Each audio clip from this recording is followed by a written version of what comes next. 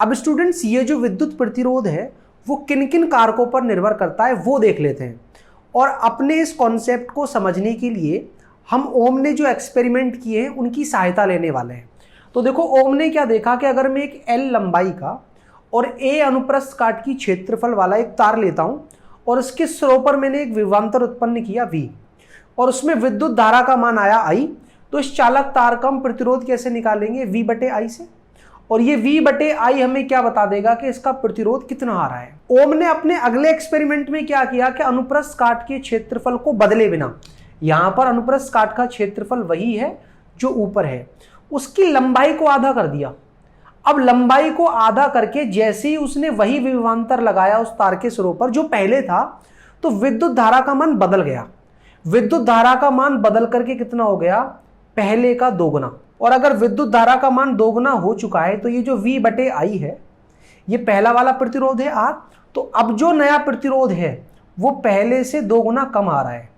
तो ओम ने क्या देखा कि अगर किसी चालक तार की लंबाई को घटा करके हम आधा कर दें तो उसका जो प्रतिरोध है वो भी आधा हो जाता है। फिर उसने इसी एक्सपेरिमेंट को जब लंबाई को बढ़ा करके देखा तो उन्होंने क्या देखा कि अगर मैं अनुप्रस्थ काट के क्षेत्रफल को बिना बदले इसी लंबाई को पहले से दोगुना कर दूं, पहले आधा किया था अब कितना कर दिया, दोगुना, और फिर वही विभवांतर लगाऊं जो पहले लगाया था, तो इस बार जो विद्युत धारा है वो पहले की तुलना में आधी आ रही थी। और अगर मैं 2 को ऊपर ले जाऊं तो क्या बनेगा, 2V/I, और ये जो V/I है ये क्या है, पहला वाला प्रतिरोध। तो अब जो नया प्रतिरोध आ रहा है वो पहले का दोगुना आ रहा है। तो स्टूडेंट्स ओम ने क्या देखा कि अगर किसी चालक तार की लंबाई को परिवर्तित किया जाए तो उससे उसका प्रतिरोध भी बदल जाता है। अगर आप लंबाई को घटाते हो तो प्रतिरोध भी घट जाता है, और अगर आप लंबाई को बढ़ाते हो तो प्रतिरोध भी बढ़ जाता है। और बढ़ता किस तरह से है कि चालक तार का जो प्रतिरोध है वो लंबाई के अनुक्रमानुपाती है। अब अपने दूसरे प्रयोग में ओम ने क्या किया कि उस चालक तार की लंबाई को वही रखते हुए उसके क्षेत्रफल को आधा कर दिया। क्षेत्रफल को आधा करने पर उन्होंने क्या देखा कि विद्युत धारा भी आधी हो जाती है। और विद्युत धारा अगर पहले की तुलना में आधी हो चुकी है तो अगर मैं इस 2 को ऊपर ले जाऊं तो कितना आ जाएगा, 2V/I, और V/I क्या था, पहला वाला प्रतिरोध। तो अब नया प्रतिरोध क्या आ जाएगा, पहले का दोगुना। तो यहां से हमने क्या देखा कि अनुप्रस्थ काट के क्षेत्रफल के साथ ये जो प्रतिरोध है वो व्युत्क्रमानुपाती है। अगर आपने अनुप्रस्थ काट के क्षेत्रफल को घटाया तो प्रतिरोध आपका बढ़ेगा उसी अनुपात में जिस अनुपात में आपने अनुप्रस्थ काट के क्षेत्रफल को घटाया है। फिर उसने दोबारा क्या कर देखा कि लंबाई को वही रखते हुए इस बार अनुप्रस्थ काट के क्षेत्रफल को बढ़ा दिया। तो बढ़ाने पर विद्युत धारा भी क्या हुई, बढ़ गई।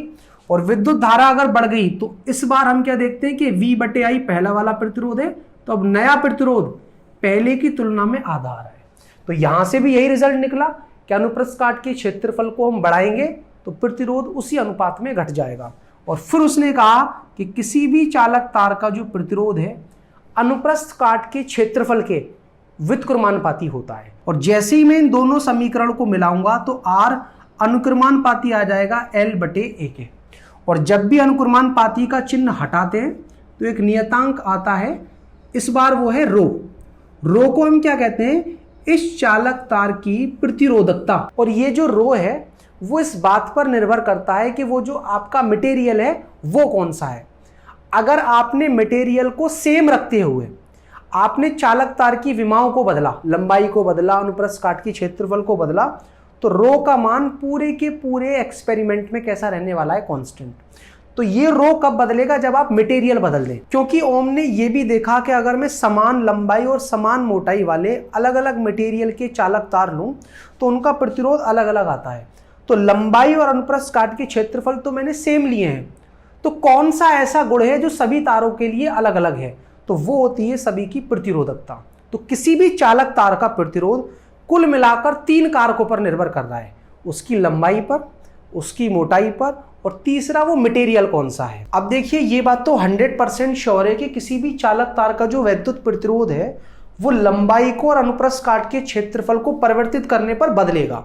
लेकिन इस प्रतिरोध में होने वाला जो परिवर्तन है वो इस बात पर भी निर्भर करता है कि आपने लंबाई में जो परिवर्तन किया है वो तार के अंदर तार को जोड़ करके किया है या उसी तार को खींच करके उसकी लंबाई बढ़ाई है। तो अगर आप ये जानना चाहते हो कि किसी भी चालक तार का वैद्युत प्रतिरोध तार के अंदर तार को जोड़ने के बाद या उसी तार को खींचने के बाद किस तरह से परिवर्तित होता है, वो आप इस वीडियो पर क्लिक कर समझ सकते हो। और अगर आप दूसरे अध्याय स्थिर वैद्युत विभव तथा धारिता से संबंधित कुछ भी पढ़ना चाहते हो तो आपके लिए हमने प्लेलिस्ट तैयार की है।